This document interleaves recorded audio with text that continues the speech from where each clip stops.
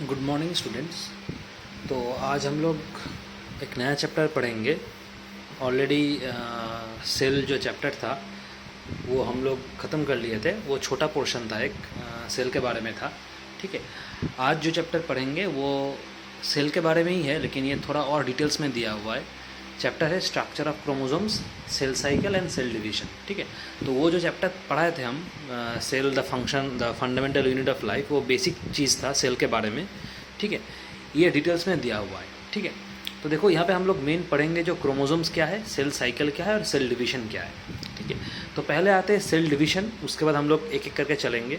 देखो cell division, ये cell division है क्या? सेल डिवीजन मतलब ये एक प्रोसेस है। ठीक है, सेल डिवीजन एक प्रोसेस है जिसमें क्या, एक सेल से more than one cell create होता है। एक तो सेल से more than one cell create होता है, उसी प्रोसेस को बोला जाता है सेल डिवीजन। जैसे हम लोग पढ़े थे रिप्रोडक्शन, पढ़े थे ना। रिप्रोडक्शन प्रोसेस क्या था? रिप्रोडक्शन था कि एक स्पीसीज से मोर देन वन स्पीसीज जब क्रिएट होता है, उसी को रिप्रोडक्शन बोला जाता है। तो वही है, सेम चीज़ है, लेकिन ये सेल में होगा। सेल डिवाइड हो जाएगा, डिवाइड होकर एक सेल से more than one cell produce होगा। उस प्रोसेस का नाम है सेल डिवीजन। ठीक है, ये सेल डिवीजन जो है ना, this is one of the most fundamental characteristics of life. मतलब हर एक सेल में ये दिखेगा। This is one of the most, this cell division is one of the most fundamental characteristics of life. ठीक है, ये जनरेशन टू जनरेशन चलता रहता है। ठीक है, एक सेल डिवाइड होकर more than one cell produce होता है। अब सेल डिवाइड क्यों होता है, इसका रीज़न अलग है। ठीक है, जैसे कि मान लो हम लोग का बॉडी में बहुत सारा सेल है। ठीक है, उसमें से कुछ सेल क्या होता है, बहुत दिन से चले आ रहा है। ठीक है, क्योंकि सेल का एक पर्टिकुलर लाइफ स्पैन होता है। ठीक है, एक सेल तो ऐसे चलता ही रहेगा, ऐसा तो नहीं होता है ना। सेल मर भी जाता है, उसका रिप्लेसमेंट होना ज़रूरी है, इसलिए सेल डिवाइड हो जाता है। ठीक है, उसके बाद कुछ कुछ सेल है, अगर किसी वजह से इंजर्ड हो गया, सेल तो एक लिविंग स्पीसीज है ना, अगर इंजर्ड हो गया तो दूसरा सेल का ज़रूरत है, इसलिए सेल डिवाइड होता है। ठीक है, अच्छा, ये जनरेशन टू जनरेशन चलता रहता है। अब अगर रीज़न पूछेगा कि सेल डिवीजन के मेन रीज़न क्या है, क्यों सेल डिवाइड होता है, तो ये तो हम रीज़न बोल दिए क्यों डिवाइड होता है, नहीं नॉर्मल रीज़न है। लेकिन अगर बायोलॉजिकल हम बोलेंगे कि क्यों सेल डिवाइड होता है, उसका मेन रीज़न है क्रोमोसोम, स्ट्रक्चर ऑफ क्रोमोसोम्स और अरेंजमेंट ऑफ क्रोमोसोम। क्रोमोसोम का अरेंजमेंट कैसे होता है, ठीक है, यही मेन रिस्पॉन्सिबल है बायोलॉजिकली सेल डिवीजन का। मेन रीज़न क्या है? क्रोमोसोम्स। अगर हम शॉर्ट में बताएं कि सेल डिवाइड क्यों होता है, due to the presence of chromosomes. इस क्रोमोसोम के प्रेजेंस में सेल डिवाइड होता है। ठीक है, अगर क्रोमोसोम नहीं रहता तो सेल डिवाइड नहीं होता। ठीक है, अच्छा, तो ये बेसिक चीज़ हम बता दिए। अभी हम लोग जानेंगे कि ये क्रोमोसोम्स है क्या एक्चुअली। ठीक है, देखो हर एक सेल में क्या रहता है, ये क्रोमोसोम रहता है। कोई भी सेल को अगर हम माइक्रोस्कोप के नीचे लगा के उसको देखेंगे तो सेल ठीक से दिखाई नहीं देता है। अगर पावरफुल माइक्रोस्कोप होगा तो बहुत बढ़िया से दिखेगा। ठीक है, सेल के अंदर जो भी ऑर्गेनेल रहता है, न्यूक्लियस, माइटोकॉन्ड्रिया, जो भी रहता है, राइबोसोम, ये सब तुम लोग पढ़ चुके हो। ठीक है, ये सब कुछ ही हम लोग को दिखेगा। ठीक है, तो जनरली क्या होता है, सेल के अंदर क्या रहता है, न्यूक्लियस रहता है। ठीक है, उस न्यूक्लियस के अंदर क्या रहता है, ये क्रोमोसोम रहता है। ठीक है, मतलब क्या बोलेंगे कि the nucleus of the cell और the nucleus contains most of the cell's DNA. और ये डीएनए क्या रहता है, एक ऑर्गेनाइज्ड वे रहता है। इस ऑर्गेनाइज्ड वे में जो डीएनए रहता है ना, इस अरेंजमेंट को बोला जाता है क्रोमोसोम। तो क्रोमोसोम रहता कहाँ है, सेल के अंदर रहता है। क्रोमोसोम का डेफिनेशन क्या होगा, सेल के अंदर जो डीएनए है, वो जो डीएनए है ना, वो ऑर्गेनाइज्ड वे में रहता है, एक के बाद एक ऑर्गेनाइज्ड वे में रहता है, उसी को बोला जाता है क्रोमोसोम। ठीक है, तो हम लोग क्या लिखेंगे, क्रोमोसोम क्या है, the nucleus contains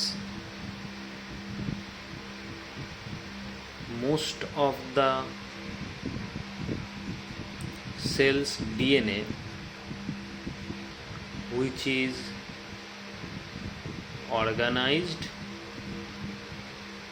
into discrete units। इसी को बोला जाता है क्रोमोसोम्स, यूनिट्स कॉल्ड क्रोमोसोम्स।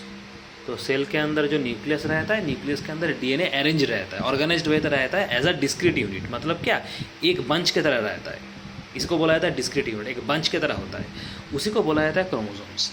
ठीक है, अच्छा, क्रोमोसोम के अंदर क्या रहता है, मतलब क्या पता चला, क्रोमोसोम के अंदर रहता क्या है, डीएनए रहता है, यही अरेंज होके एक डिस्क्रीट यूनिट की तरह रहता है। तो क्रोमोसोम के अंदर मेन रहता है क्या, डीएनए मॉलिक्यूल। ठीक है, और भी रहता है, डीएनए मॉलिक्यूल तो मेन है, और भी रहता है, डीएनए रहता है और कुछ प्रोटीन्स वगैरह रहता है, ठीक है।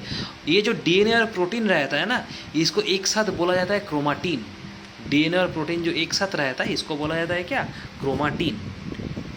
क्रोमाटीन, तो क्रोमाटीन है क्या, what is chromatin, the DNA with protein, मतलब क्रोमोसोम के अंदर डीएनए रहता है और कुछ प्रोटीन वगैरह भी रहता है। तो ये जो डीएनए मॉलिक्यूल है, ये डीएनए मॉलिक्यूल और प्रोटीन दोनों को एक साथ बोला जाता है क्रोमाटीन, ठीक है। तो क्रोमाटीन है क्या, complex of DNA and proteins. DNA molecule का complex of DNA and protein, DNA और प्रोटीन दोनों को मिला के रहता है ये क्रोमाटीन। समझ में आ रहा है? अच्छा, तो हम लोग क्रोमोसोम पढ़ लिए, क्रोमाटिन भी पढ़ लिए, सेल डिवीजन थोड़ा सा क्यों सेल डिवाइड होता है इसका रीज़न बोल दिए, और सेल डिवीजन प्रोसेस क्या है ये भी बता दिए, ठीक है। अच्छा, अगर बोलेंगे कि क्रोमोसोम्स का एक्चुअली स्ट्रक्चर क्या होता है, क्रोमोसोम अगर स्ट्रक्चर हम देखेंगे तो ये कॉइल्ड स्ट्रक्चर होता है, कॉइल का जैसे स्ट्रक्चर होता है वैसे स्ट्रक्चर होता है। This chromosomes are very highly coiled and condensed fibre, coil की तरह होता है और कंडेंस्ड फाइबर की तरह होता है स्ट्रक्चर अगर हम बोलेंगे। तो क्रोमोसोम्स क्या है, they are highly coiled and condensed chromatin fibers, ये है इसका स्ट्रक्चर क्रोमोसोम्स का, ठीक है। चलो, तो ये क्रोमोसोम का बात हम लोग कर लिए। अच्छा, उसके बाद थोड़ा आगे बढ़ते हैं। देखो, ये चैप्टर जो है, ये चैप्टर इंपॉर्टेंट चैप्टर है, ठीक है, इसको ठीक से पढ़ना होगा क्योंकि ये चैप्टर से कभी कभार बहुत सारा क्वेश्चन पूछ लेता है। ये चैप्टर इंपॉर्टेंट चैप्टर है, ठीक है। अच्छा, अभी हम लोग आते हैं क्रोमाटिन पे। क्रोमाटिन तो अभी भी पढ़े, ठीक है ना। इस क्रोमाटिन के बारे में थोड़ा पढ़ लेते हैं कि क्रोमाटिन, थोड़ा तो इंट्रोडक्शन हम दे दिए कि क्रोमाटिन है क्या, ठीक है। अच्छा, तो देखो क्रोमाटिन एक्चुअली हम लोग क्या बोले थोड़ा देर पहले कि क्रोमाटिन के अंदर क्या रहता है, डीएनए रहता है और प्रोटीन्स रहता है, ठीक है ना। तो क्रोमाटिन जो मटेरियल है ये मेनली दो सब्सटेंस से बना होता है। एक इसके अंदर रहता है क्या, डीएनए, जिसका पूरा नाम पढ़ना होगा डीऑक्सीराइबो न्यूक्लिक एसिड, ये है इसका पूरा नाम, ठीक है, डीऑक्सीराइबो न्यूक्लिक एसिड, एक साथ होता है nucleic, NUCLEIC, nucleic acid, deoxyribo nucleic acid, ठीक है। और दूसरा रहता है प्रोटीन। इस प्रोटीन का एक नाम है, प्रोटीन है, नाम है हिस्टोन्स। ये एक वन काइंड ऑफ प्रोटीन है, ठीक है। इसको क्या लिखेंगे, particular type of protein, particular type of protein, मतलब हिस्टोन एक प्रोटीन है, प्रोटीन का एक टाइप है, उस प्रोटीन का नाम है हिस्टोन। तो डीएनए और प्रोटीन मतलब हिस्टोन दोनों मिला के आता है क्रोमाटिन, ठीक है। अच्छा, डीएनए कितना रहता है, डीएनए रहता है लगभग 40% और हिस्टोन रहता है लगभग 60%। मतलब क्रोमाटिन में डीएनए रहता है 40%, हिस्टोन रहता है 60%। तो ज़्यादा कौन रहता है, प्रोटीन ही ज़्यादा रहता है, हिस्टोन से ज़्यादा रहता है, ठीक है। अच्छा, अब हम लोग पढ़ेंगे डीएनए का स्ट्रक्चर क्या होता है, molecular structure of DNA, molecular structure of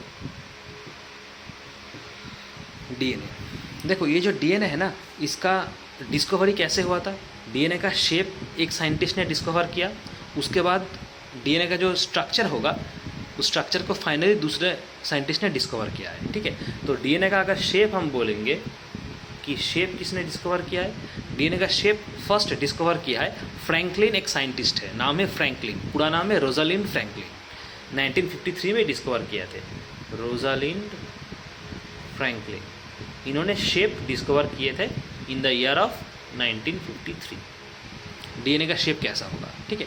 उसके बाद इसको और एग्जामिन किया गया है, ठीक है। फाइनली इसका जो स्ट्रक्चर है, ये फाइनली स्ट्रक्चर उसी साल में दूसरे साइंटिस्ट ने डिस्कवर किया है, ठीक है।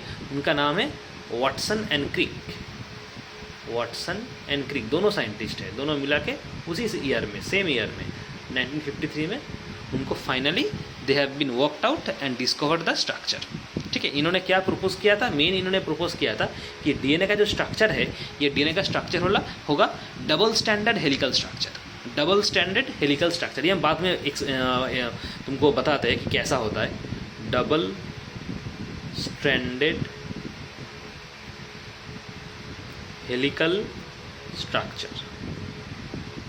ठीक है, double stranded helical structure, HELICAL, HELICAL, ये ई है, ठीक है, HELICAL, double standard helical structure. इनके वजह से क्या, इन दोनों को क्या नोबेल प्राइज़ भी मिला था 1962 में, इन दोनों को क्या नोबेल प्राइज़ भी मिला था इस स्ट्रक्चर को डिस्कवर करने के लिए, डीएनए का। ठीक है, तो ये थोड़ा सा पढ़ लेना। अच्छा देखो, डीएनए मॉलिक्यूल का अगर स्ट्रक्चर हम बताएंगे तो डीएनए मॉलिक्यूल क्या बहुत ही लंबा होता है, बहुत ही लार्ज है। सिंगल डीएनए मॉलिक्यूल अगर हम बोलेंगे तो सिंगल डीएनए मॉलिक्यूल का जो स्ट्रक्चर है वो बहुत ही लार्ज होता है, इसलिए इसको बोला जाता है मैक्रो मॉलिक्यूल।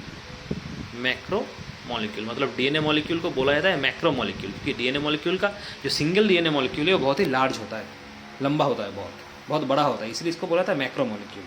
ठीक है, अच्छा ये जो डीएनए मॉलिक्यूल है इसका 2 स्ट्रैंड होता है, दोनों स्ट्रैंड एक दूसरे के आपस में ऐसे पॉइंट ऑफ अटैचमेंट रहता है, इसलिए इसको बोला जाता है डबल स्टैंडर्ड स्ट्रक्चर। ठीक है, हम स्ट्रक्चर ड्रॉ करके दिखाते हैं कि कैसे होता है। देखो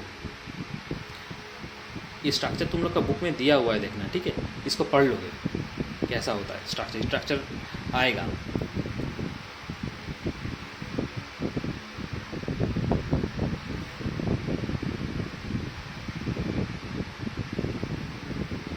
ऐसा देखो, डबल स्टैंडर्ड स्ट्रक्चर, ये वाला एक तो स्ट्रैंड है, ये वाला एक तो स्ट्रैंड है, 2 स्ट्रैंड हुआ, इसलिए डबल स्टैंडर्ड हेलिकल स्ट्रक्चर। ठीक है, ये कैसा होता है देखो, ये जो डबल स्टैंडर्ड हेलिकल स्ट्रक्चर है ना, एक ऊंट की तरह रहता है, मतलब बीच में ये हम स्ट्रेट लाइन बनाए और यहाँ पे क्या ऊंट रहता है, लगा हुआ रहता है, इसलिए बोला जाता है डबल स्टैंडर्ड हेलिकल स्ट्रक्चर। दोनों तो ये 2 स्ट्रैंड तुम्हारा कैसा स्ट्रैंड है, कॉम्प्लीमेंट्री स्ट्रैंड है, ये डीएनए मॉलिक्यूल का स्ट्रक्चर है। ठीक है, बीच में और भी रहता है, इसको देखो ऐसे ही हम बाद में एक्सप्लेन कर रहे हैं कैसे कैसे होता है, हम पहले बना लेते।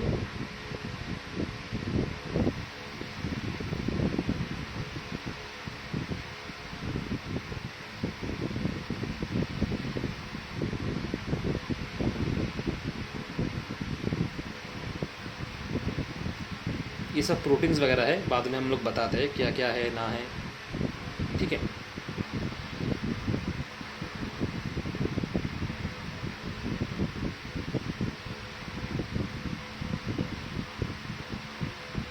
ये ऐसे रहता है। ठीक है, ये है डबल स्टैंडर्ड स्ट्रक्चर, एक तो ये वाला है और एक तो ये वाला है, मतलब इसको हम अगर ठीक से देखेंगे तो एक तो ये वाला, ठीक है, मतलब ऐसा, ठीक है, और एक तो ये वाला, ये है डबल स्टैंडर्ड स्ट्रक्चर, इसी को बोला जाता है डबल स्टैंडर्ड। ठीक है, और स्पाइरल स्ट्रक्चर, क्योंकि ये स्पाइक की तरह रहता है इसलिए बोला जाता है इसका स्पाइरल स्ट्रक्चर। ठीक है, ये है तुम्हारा डीएनए मॉलिक्यूल का स्ट्रक्चर। ठीक है, हेलिकल स्ट्रक्चर ऑफ डीएनए, इसको बोला जाता है हेलिकल स्ट्रक्चर ऑफ डीएनए, और एक नाम भी है स्पाइरल स्ट्रक्चर भी बोला जाता है इसको, या फिर कोई कोई बोलता है डीएनए स्पाइरल स्ट्रक्चर। ठीक है, एक बुक में एक तरीके का होता है। ठीक है, तो ये जो सिंगल डीएनए स्ट्रैंड है, यहाँ पे क्या है डबल डीएनए स्ट्रैंड है, तो एक ठो ये वाला एक ठो, अगर एक को हम लेंगे तो ये है एक ठो सिंगल डीएनए स्ट्रैंड, और ये वाला है और एक ठो सिंगल डीएनए स्ट्रैंड, दोनों मिला के क्या डबल स्टैंडर्ड हो गया।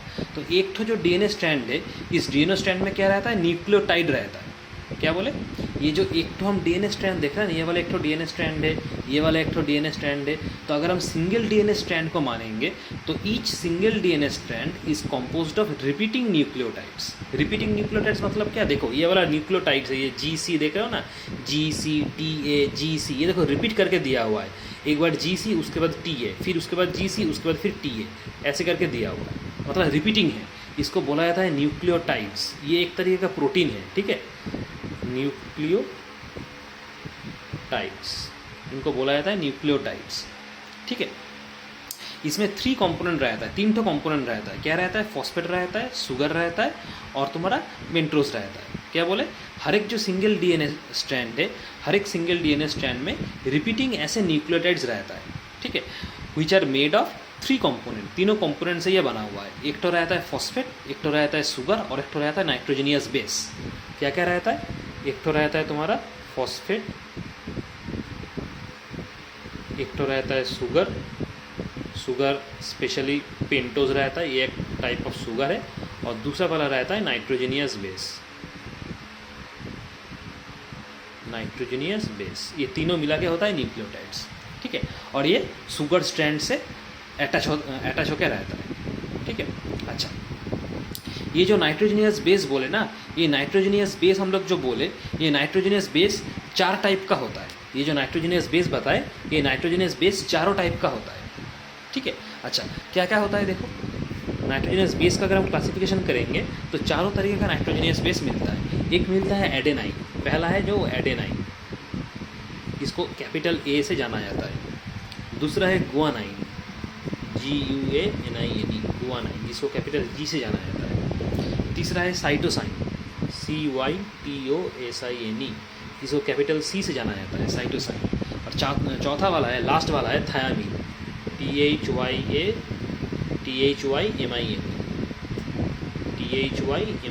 Thymine, T। ये चारों मिला के होता है नाइट्रोजनियस बेस। चारों तरह का नाइट्रोजनियस बेस रहता है, AGCT।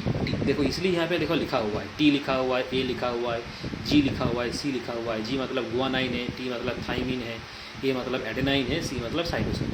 तो ये चारों मिला के क्या होता है नाइट्रोजनियस बेस, ठीक है। और ये नाइट्रोजनियस बेस क्या है, न्यूक्लियोटाइड का एक कंपोनेंट है, बाकी 2 कंपोनेंट है फॉस्फेट और शुगर। समझ में रहा है बात। अच्छा, हमेशा देखना जो पेयर होता है ना, ए के साथ टी पेयर होता है, मतलब कि एडेनाइन के साथ थायामीन पेयर होता है। जी मतलब गुआनाइन, ठीक है, ये गुआनाइन के साथ हमेशा सी पेयर होता है, मतलब साइटोसिन पेयर होता है। तो ये पेयर ठीक से देखना, एडेनाइन के साथ हमेशा थायामीन होगा और गुआनाइन के साथ हमेशा साइटोसिन होगा, ठीक है। अच्छा, और ये कैसे जुड़ा रहेगा, डबल बॉन्डेड स्ट्रक्चर में जुड़ा रहेगा, मतलब एडेनाइन थायामीन से ऑलवेज डबल बॉन्डेड होगा और गुआनाइन साइटोसिन से हमेशा डबल बॉन्डेड होगा, ऐसे जुड़ा रहेगा,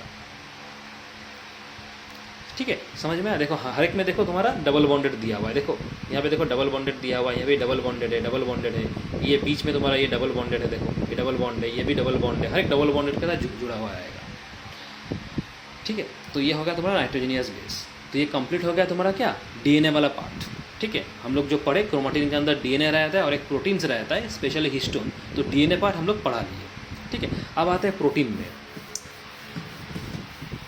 देखो क्रोमेटिन के अंदर जो प्रोटीन रहता है स्पेशली, उसका नाम क्या है, क्या बोले थे, हिस्टोन, ठीक है ना, हिस्टोन प्रोटीन्स, उसका नाम था histone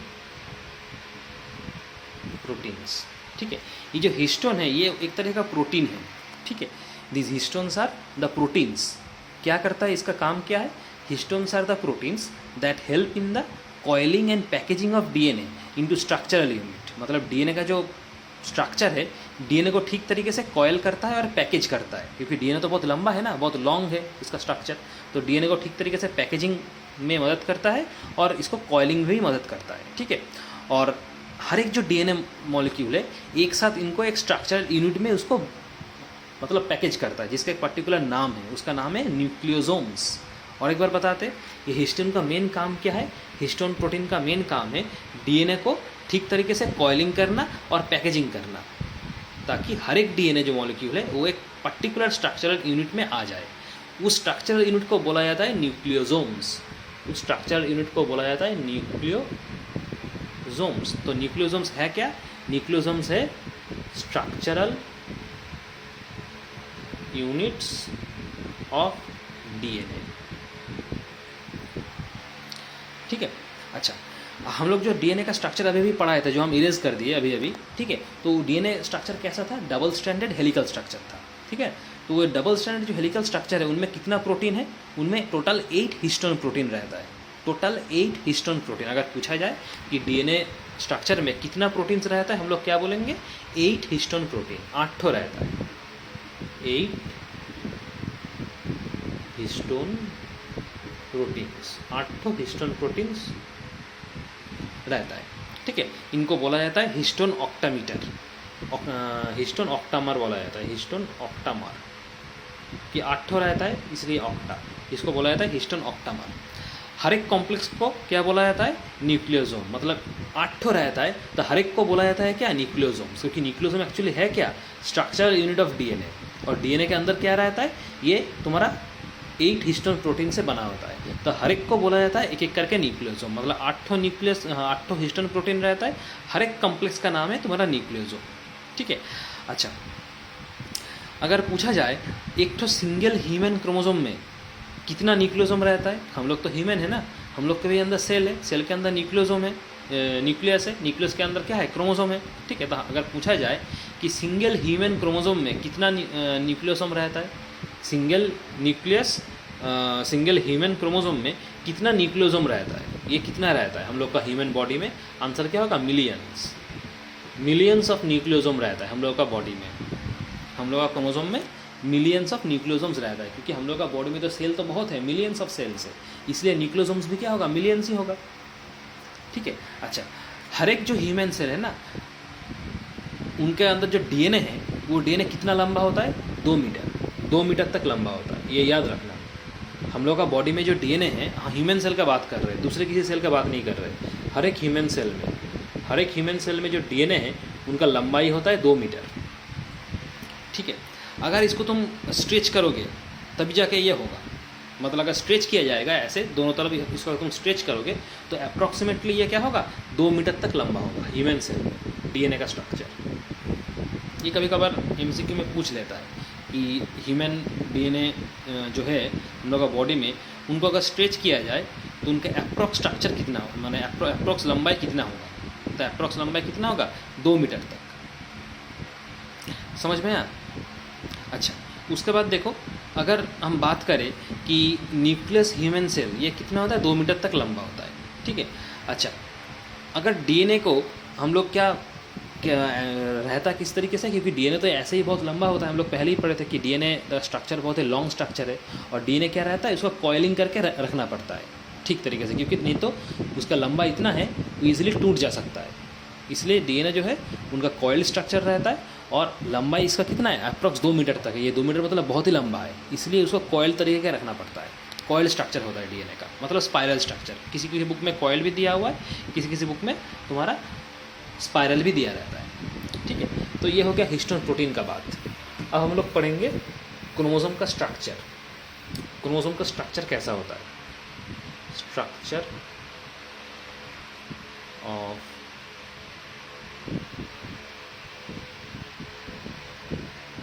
chromosomes, structure of chromosomes. देखो, हर एक क्रोमोसोम क्या रहता है, कॉन्डेंस्ड फॉर्म में रहता है। हम लोग जब पहले स्टार्ट किए थे तब बोले थे कि क्रोमोसोम रहता क्या है, कॉन्डेंस्ड फॉर्म में रहता है। ठीक है। सेल डिवीजन के पहले, जब सेल डिवाइड होता नहीं है उसके पहले क्रोमोसोम का स्ट्रक्चर क्या होता है, कॉन्डेंस्ड फॉर्म में रहता है। ठीक है। और इस क्रोमोसोम के अंदर क्या रहता है, 2 ठो क्रोमाटिड होगा, 2 ठो क्रोमाटिड होगा, 1 नंबर 2 नंबर, 2 ठो क्रोमाटिड रहता है। 2 ठो क्रोमाटिड कॉम्बाइन होके एक क्रोमोसोम बनता है। जब सेल डिवाइड होता है, मतलब सेल डिवीजन प्रोसेस स्टार्ट होता है, तब ये 2 क्रोमाटिड क्या होता है, डिवाइड हो जाता है। डिवाइड होकर 2 नया सेल प्रोड्यूस करता है जिसके अंदर क्रोमोसोम रहेगा। ठीक है। अच्छा, और एक तो चीज़ है, ये जो 2 क्रोमाटिड हम बोले ना, जो क्रोमोसोम के अंदर रहता है, सेल डिवीजन से पहले रहता है। जब सेल डिवाइड होता है, ड्यूरिंग द सेल डिवीजन, तब ये 2 क्रोमाटिड क्या होता है, डिवाइड हो जाता है एक दूसरे से, और एक एक सेल में चला जाता है, फिर उससे नया सेल प्रोड्यूस होता है। तो इनिशियली जब सेल डिवाइड नहीं होता है, बिफोर द सेल डिवीजन, तो क्रोमोसोम में क्या रहता है, 2 ठो क्रोमाटिड रहता है, और दो ठो क्रोमाटिड क्या, एक ठो पॉइंट में लगा रहता है, दोनों एक दूसरे से लगा रहता है। पर्टिकुलर मान लो ये वाला एक पॉइंट है, तो इनमें क्या 2 क्रोमाटिड ऐसा लगा रहेगा, ये वाला एक ठो क्रोमाटिड है, ये वाला एक ठो क्रोमाटिड है। तो जिस पॉइंट से ये 2 क्रोमाटिड अटैच रहता है, इस पॉइंट का नाम है सेंट्रोमीटर। इस पॉइंट का नाम है सेंट्रोमीटर। तो सेंट्रोमीटर क्या है, सेंट्रोमीटर एक पॉइंट ऑफ अटैचमेंट है जिनमें 2 ठो क्रोमाटिड एक दूसरे से अटैच होता है। ठीक है। और ये बहुत ही स्मॉल रहता है। ठीक है। हर एक क्रोमाटिड का सेंट्रोमीटर क्या होता है, एक पर्टिकुलर रीजन में देखने को मिलता है। मतलब मान लो ये वाला एक क्रोमाटिड है, ये वाला एक क्रोमाटिड है, तो इस क्रोमाटिड का सेंट्रोमीटर भी ये है, इस क्रोमाटिड का सेंट्रोमीटर भी ये है, मतलब कॉमन सेंट्रोमीटर है। ठीक है। तो हर एक क्रोमोसोम का जो सेंट्रोमीटर है एक पर्टिकुलर साइट में लोकेटेड रहता है, स्पिंडल के तरह, स्पिंडल फाइबर के तरह, धागा जैसे रहता है वैसे धागा के तरह, स्पिंडल फाइबर। ठीक है। जब सेल डिवाइड हो जाता है, मतलब सेल जब डिवाइड हो जाता है, सेल डिवीजन के बाद ये जो क्रोमाटिड है, ये क्रोमाटिड क्या होता है, डीकंडेंस्ड हो जाता है। डीकंडेंस्ड हो जाता है मतलब एक दूसरे से अलग हो जाता है, तब इस पॉइंट में लगा नहीं रहता, एक दूसरे से क्या बिछड़ जाता है। आफ्टर द सेल डिवीजन, ठीक है, समझ में आया। और ये जो डीकॉन्डेंस्ड हो गया उसके बाद क्या, दो क्रोमाटिड क्या अलग अलग हो गया, और एक क्रोमाटिड क्या अपना सेल में चला जाएगा, ये क्रोमाटिड भी अपने एक नया सेल में चला जाएगा, वहाँ से नया सेल प्रोड्यूस होगा। ये सेल डिवीजन के बाद है, ठीक है। तो इस तरीके से क्रोमाटिड जनरेट होता है, और यही तुम्हारा क्रोमोसोम का स्ट्रक्चर है, क्योंकि क्रोमोसोम के अंदर मेन रहता है क्रोमाटिड, क्रोमाटिड से ही क्रोमोसोम बनता है, और दो क्रोमाटिड जिस पर्टिकुलर पॉइंट में अटैच होता है उसको बोला जाता है सेंटीमीटर। हर एक क्रोमाटिड का एक कॉमन सेंटीमीटर रहता है, और हर एक क्रोमाटिड का जो सेंटीमीटर है उनके पर्टिकुलर रीजन रहता है, पर्टिकुलर एक लोकेशन रहता है, ठीक है। अच्छा, उसके बाद आते हैं जीन्स। जीन, देखो ये तुम हम लोग मतलब लोअर क्लास में ही पढ़े थे जीन्स है क्या। जीन्स बेसिकली देखो एक स्पेसिफिक न्यूक्लियोटाइड है, हम लोग पहले बोले ना कि न्यूक्लियोटाइड रहता है, न्यूक्लियोटाइड का तीनों कंपोनेंट रहता है, बोले थे फॉस्फेट बोले थे, नाइट्रोजनियस बेस बोले थे, ठीक है। तो एक जीन जो है एक स्पेसिफिक न्यूक्लियोटाइड्स है जो क्रोमोसोम के ऊपर रहता है, ठीक है। हम लोग क्या बोलेंगे कि genes are the specific sequence of nucleotides on a chromosome that encode particular proteins which express in the form of some particular feature of the body। मतलब क्या, जीन क्या है, एक पर्टिकुलर न्यूक्लियोटाइड है, क्रोमोसोम के ऊपर रहता है, और इसका काम क्या है, पर्टिकुलर कोई भी एक प्रोटीन को डिकोड करना, मतलब उस प्रोटीन का काम क्या है बॉडी में उसको डिकोड करना, यही तुम्हारा जीन है। मतलब अगर शॉर्ट में हम बताएंगे तो जीन एक्चुअली है क्या, genes are specific sequence of nucleotides on a chromosome, particular sequence of nucleotides on a chromosome। काम क्या है इनका कि पर्टिकुलर प्रोटीन को इनकोड करना या डिकोड करना, कि उस पर्टिकुलर प्रोटीन का बॉडी में काम क्या है उसी को डिकोड करता है ये जीन, ठीक है। अच्छा, ये जीन को बोला जाता है units of heredity, units of heredity, जो जनरेशन पे जनरेशन पास होता है, एक जनरेशन से दूसरे जनरेशन पास होता है, ठीक है। इसको बोला जाता है unit of heredity which are transferred, ये जो यूनिट्स ऑफ हेरिडिटी है which are transferred from parent to offspring, ठीक है, पेरेंट से ऑफस्प्रिंग में ट्रांसफर होता है। And this genes are responsible for the specific character of offspring, अपने माता पिता से उनका जो खासियत है, जो कैरेक्टर है, इस जीन के वजह से ही क्या पास होता है, माता पिता से अपने मतलब जो ऑफस्प्रिंग है ऑफस्प्रिंग में पास होता है, समझ में आया। और पर्टिकुलर कुछ कैरेक्टरिस्टिक्स अगर हो वो भी इस जीन के साथ ही पास होता है फ्रॉम पेरेंट टू ऑफस्प्रिंग, इसलिए इसको बोला जाता है यूनिट्स ऑफ हेरिडिटी, ठीक है, समझ में आया बात। अच्छा, इसके बाद हम लोग देखेंगे कि हम लोग तो सेल डिवीजन पढ़ रहे हैं ना, तो सेल डिवीजन में होता क्या है, एक सेल से more than one cell produce होता है, मतलब क्या, एक सेल से नया सेल प्रोड्यूस होता है, न्यू सेल प्रोड्यूस होता है, ठीक है। अब सवाल है कि नया सेल का हमें ज़रूरत क्यों है, क्यों नया सेल का ज़रूरत है, ठीक है। अगर नया सेल का हम लोग को ज़रूरत है तो ही सेल डिवाइड होगा, अगर नया सेल का ज़रूरत नहीं होगा नहीं होता हम लोगों को तो सेल डिवाइड नहीं होता, ठीक है। तो इस नया सेल का ज़रूरत क्या है ये हम लोग अब पढ़ेंगे। नीड फॉर न्यू सेल्स, क्योंकि सेल डिवाइड होके क्या नया सेल ही प्रोड्यूस करता है, तो ये न्यू सेल प्रोड्यूस हो रहा है, इनका हम लोगों का ज़रूरत क्यों है, नीड फॉर न्यू सेल्स। देखो नया जो सेल है, जो न्यू सेल प्रोड्यूस होता है ना, ये न्यू सेल प्रोड्यूस होता है बहुत रीज़न है, तो मेन जो रीज़न है, मेन 4 रीज़न है नया सेल प्रोड्यूस होने का। पहला रीज़न है ग्रोथ, बॉडी का ठीक ठाक ग्रोथ होने के लिए, ठीक है। नंबर 2 रीज़न है रिप्लेसमेंट, क्योंकि रिप्लेस करना भी ज़रूरी है। जैसे हम लोग अगर बहुत दिन से एक ही सामान यूज़ करते हैं, यूज़ करके तुम आ रहे हो बहुत दिन से, बहुत साल से, तो उसको रिप्लेस करना भी तो ज़रूरी है ना, क्योंकि वो तो यूज़ करते करते एक टाइम बाद क्या हो जाएगा, उसका क्वालिटी जैसा था पहले वैसा ही नहीं रहेगा, क्वालिटी थोड़ा डिक्रीज़ हो जाएगा ना, इसलिए उसको रिप्लेसमेंट करना ज़रूरी है। तो सेल भी वही है, तो रिप्लेसमेंट करना ज़रूरी है। नया सेल अगर आएगा तो बॉडी का जो फंक्शन है और भी स्मूथ होगा। नंबर 3 क्या है, रिपेयर। अगर सेल में कुछ ख़राब हो गया या फिर डैमेज हो गया तो उसको रिपेयर करना भी ज़रूरी है। तो रिपेयर कैसे होगा, through new cells, through the formation of new cell. 4 number reason क्या है, 4 नंबर रीज़न है रिप्रोडक्शन। ये चारों मेन रीज़न है नया सेल हमारा मतलब ज़रूरत है हम लोगों को, इसीलिए, ठीक है। तो देखो पहला क्या है, ग्रोथ। देखो मैक्सिमम जो ऑर्गेनिज्म है ना, मैक्सिमम ऑर्गेनिज्म मतलब including human beings, including plant, including animals, हम सभी का बात कर रहे हैं। मैक्सिमम जो ऑर्गेनिज्म है वो मैक्सिमम ऑर्गेनिज्म क्या अपना लाइफ जो स्टार्ट होता है ना उनका एक सिंगल सेल से स्टार्ट होता है। हर एक का। जैसे एनिमल्स तुम बोलो, प्लांट बोलो, मैक्सिमम ऑर्गेनिज्म जो लिविंग ऑर्गेनिज्म है, अपना जो लाइफ स्टार्ट हो रहा है उनका पहले स्टार्ट होता है एक सिंगल सेल से, ठीक है। उस सिंगल सेल को क्या बोला जाता है? Fertilised egg. ये एनिमल के लिए है, ठीक है, प्लांट का नहीं बात कर रहे। ये फर्टिलाइज्ड एग जो बोले हम पर्टिकुलरली एनिमल के लिए है, ठीक है, प्लांट के लिए अलग है, ठीक है। लेकिन याद रखो मैक्सिमम जो ऑर्गेनिज्म है, चाहे वो प्लांट हो एनिमल हो, उनका मेन लाइफ स्टार्ट होता है एक सिंगल सेल से, ठीक है।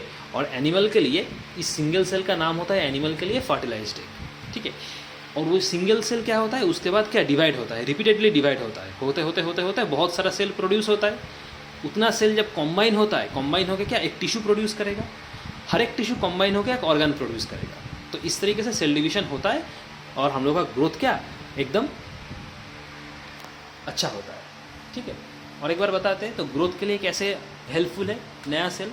देखो नया सेल मतलब क्या, सेल डिवीजन से प्रोड्यूस होता है, ठीक है।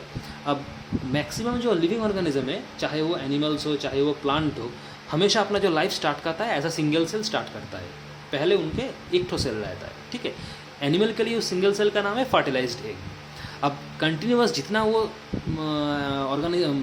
ऑर्गेनिज्म या जितना वो लिविंग ऑर्गेनिज्म बड़ा होता है, उसी तरीके से सिंगल सेल डिवाइड होते होते होते होते more than one cell produce होता है। मोर देन वन सेल जब एक साथ आपस में कॉम्बाइन होगा तो सेल टिश्यू फॉर्मेशन करेगा। बहुत सारा टिश्यू एक साथ फॉर्मेशन होगा क्या, ऑर्गन फॉर्मेशन करेगा, ठीक है। तो इस तरीके से सेल डिवाइड होता है और ऑर्गन में कन्वर्ट होता है। इसी को बोला जाता है सेल डिवीजन। तो ये ग्रोथ में हम लोगों को मदद करता है, इसलिए नया सेल का ज़रूरत है। अच्छा, दूसरे पॉइंट में आते हैं रिप्लेसमेंट। रिप्लेसमेंट मतलब क्या, देखो सेल को भी रिप्लेसमेंट का ज़रूरत है, क्योंकि सेल का मेन काम बॉडी में क्या, बॉडी का जो नॉर्मल फंक्शन है उस नॉर्मल फंक्शन को बरकरार रखना, ये सेल का काम है। अब बॉडी का नॉर्मल फंक्शन बहुत है, जैसे वॉकिंग हो गया, रनिंग हो गया, ब्रीदिंग हो गया, ठीक है, एक्सक्रीशन हो गया, न्यूट्रिशन हो गया, बहुत सारा प्रोसेस है बॉडी में। तो इस प्रोसेस में क्या बहुत सारा ऑर्गन्स इन्वॉल्व है, और ऑर्गन्स इन्वॉल्व है मतलब क्या, उसके अंदर सेल भी इन्वॉल्व है, ठीक है। तो हमेशा क्या ये सेल काम करता ही रहता है बॉडी के अंदर, ठीक है। जैसे हम लोग का बॉडी में क्या रेड ब्लड सेल है, बहुत रेड ब्लड सेल है। तो रेड ब्लड सेल बॉडी में क्या होता है, डिस्ट्रॉय हो जाता है, मतलब कोई हर एक सेकंड में डिस्ट्रॉय होता है, हर एक सेकंड में डिस्ट्रॉय होता है, फिर हर एक सेकंड में प्रोड्यूस भी होता है। ये रेड ब्लड सेल का जो लाइफ स्पैन है बहुत ही कम है, इसलिए ये रेड ब्लड सेल जो रहता है, मतलब ब्लड में जो रहता है, आरबीसी हम लोग पढ़े थे जिसका पूरा नाम है रेड ब्लड सेल। ये रेड ब्लड सेल हर एक सेकंड में डिस्ट्रॉय भी होता है, हर एक सेकंड में नया प्रोड्यूस भी होता है। मतलब क्या, ये कंटिन्यूसली रिप्लेस होता रहता है red blood cell by the new red cell, replace होता रहता है। कैसे रिप्लेस होता है, for the cell division, cell division की वजह से रिप्लेस होता है, ठीक है। इसलिए क्या हम लोगों का बॉडी में जो खून है ना, जो ब्लड है ना, वो फ्रेश रहता है हमेशा, क्योंकि due to the destruction of this RBC and simultaneously the production of RBC. समझ में आ रहा है बात। तो ये रिप्लेसमेंट बहुत ज़रूरी है। अच्छा, उसके बाद आते हैं क्या, रिपेयर। देखो रिपेयर मतलब क्या, जब बॉडी में कुछ अगर टिश्यू तुम्हारा ख़राब हो जाएगा, मतलब कुछ टिश्यू वगैरह कुछ भी हो सकता है, वो ख़राब हो सकता है, डैमेज हो सकता है, ठीक है। तब क्या उस टिश्यू के अंदर जो सेल है वो भी ख़राब हो जाएगा, ठीक है। तो मान लो अगर किसी का एक्सीडेंट हो गया तो क्या होगा, हाथ पैर छिल जाएगा, तो वहाँ पे जो सेल वगैरह है वो सब क्या डैमेज हो गया। समझ में आ रहा है। तब उसको क्या होता है, ड्रेसिंग किया जाता है, मेडिसिन वगैरह दिया जाता है, धीरे धीरे वो जगह क्या एकदम पहले जैसा हो जाता है, मतलब क्या नया सेल ग्रो करने लगता है। तो वहाँ पे जो पहले सेल था एक्सीडेंट से पहले, तब क्या सब मर गया था, सब सेल वहाँ का। अब अगर उसको तुम ठीक से ड्रेसिंग करोगे, वहाँ पे मेडिसिन वगैरह अप्लाई करोगे, तो धीरे धीरे क्या वहाँ पे नया सेल ग्रो करने लगेगा। तो वो जो नया सेल ग्रो कर रहा है, कैसे ग्रो कर रहा है, फॉर द सेल डिवीजन। और जो पुराना सेल था जो डिस्ट्रॉय हो गया था ड्यू टू द एक्सीडेंट, वो सेल क्या रिप्लेस हो जाएगा। मतलब क्या कुछ कुछ सेल रिप्लेस भी होता है और कुछ कुछ सेल अगर रिपेयर भी हो जाता है, ठीक है।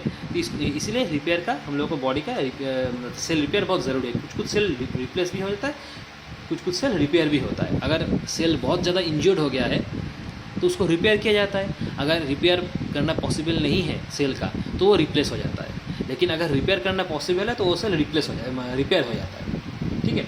अगर मान लो किसी घटना की वजह से अगर स्किन तुम्हारा कट गया है, मतलब कुछ कारण हो ही सकता है कि नाइफ से थोड़ा कट गया या ब्लेड से थोड़ा कट गया, खून निकल रहा है वहाँ से, तो क्या वहाँ का जो स्किन है, स्किन के अंदर क्या सेल वगैरह है, तो सेल क्या हो गया तुम्हारा डैमेज हो गया, तब जाके तुम्हारा नया सेल ग्रो करेगा। मतलब क्या वो सेल को या तो रिपेयर हो जाएगा, अगर रिपेयर पॉसिबल है, नहीं तो रिप्लेस हो जाएगा, ठीक है, समझ में आ रहा है? तो इसी के लिए नया सेल बहुत ज़रूरी है। उसके बाद आता है रिप्रोडक्शन। रिप्रोडक्शन क्या है? रिप्रोडक्शन भी क्या होता है? ड्यूरिंग ये जो सेल डिवीजन हम लोग पढ़े, सेल डिवीजन मतलब क्या? Dividing of cell. ये सेल डिवीजन और डिवाइडिंग ऑफ सेल से रिप्रोडक्शन भी बहुत इंपॉर्टेंट है, रिप्रोडक्शन भी होता है, ठीक है। हर एक जो ऑर्गेनिज्म रहता है, मतलब लिविंग ऑर्गेनिज्म, चाहे वो प्लांट हो, एनिमल हो, ह्यूमन बींग्स हो, बैक्टीरियाज वगैरह हो, कुछ भी हो, हर एक में क्या तुम्हारा ये रिप्रोडक्शन देखने को मिलेगा। मतलब एक सेल से नया सेल प्रोड्यूस होता है, और ये रिप्रोडक्शन के प्रोसेस है, रिप्रोडक्शन प्रोसेस अलग अलग है, वो तुम लोग का बाद में दिया हुआ है कि कैसे रिप्रोडक्शन होता है, एनिमल में कैसे होता है, बैक्टीरियाज में कैसे होता है, उनका अलग अलग स्टेज है, तो हम लोग बाद में पढ़ेंगे। अभी के लिए जान लो, ये जो रिप्रोडक्शन है, रिप्रोडक्शन भी सेल डिवीजन का एक पार्ट है, क्योंकि अगर सेल डिवाइड नहीं होगा, नया सेल प्रोड्यूस नहीं होगा, उस नया सेल रिप्रोडक्शन में पार्टिसिपेट नहीं करेगा, ठीक है। तो रिप्रोडक्शन के लिए भी ये सेल, जो नया सेल है, ये प्रोडक्शन बहुत इंपॉर्टेंट है, ठीक है। तो ये हो गया तुम्हारा नया सेल का ज़रूरत, हम लोग को बॉडी में नया सेल का क्यों ज़रूरत है, ठीक है। पहला रीज़न है ग्रोथ, उसके बाद रिप्लेसमेंट, उसके बाद रिपेयर, उसके बाद रिप्रोडक्शन, ठीक है। तो आज के लिए इतना तक पढ़ा दिए, ठीक है। नेक्स्ट क्लास में हम लोग क्या सेल साइकिल से स्टार्ट करेंगे, ठीक है। ये चैप्टर थोड़ा सा बड़ा है, थोड़ा टाइम लगेगा, ठीक है, लेकिन हम लोग आज जो डिस्कस किए वो सेल डिवीजन डिस्कस किए। सेल डिवीजन एक्चुअल प्रोसेस है क्या, क्रोमोसोम के बारे में थोड़ा बताए, क्रोमेटिन पढ़े, क्रोमेटिन क्या क्या बना होता है, ठीक है, डीएनए का स्ट्रक्चर पढ़े, ठीक है, हिस्टोन्स प्रोटीन्स वगैरह डिस्कस किए, और हम लोग का बॉडी का नया सेल का ज़रूरत क्या है ये भी हम लोग डिस्कस कर चुके हैं। नेक्स्ट वीडियो में थोड़ा और हम लोग डिस्कशन को आगे लेके जाएंगे। Till then, thank you.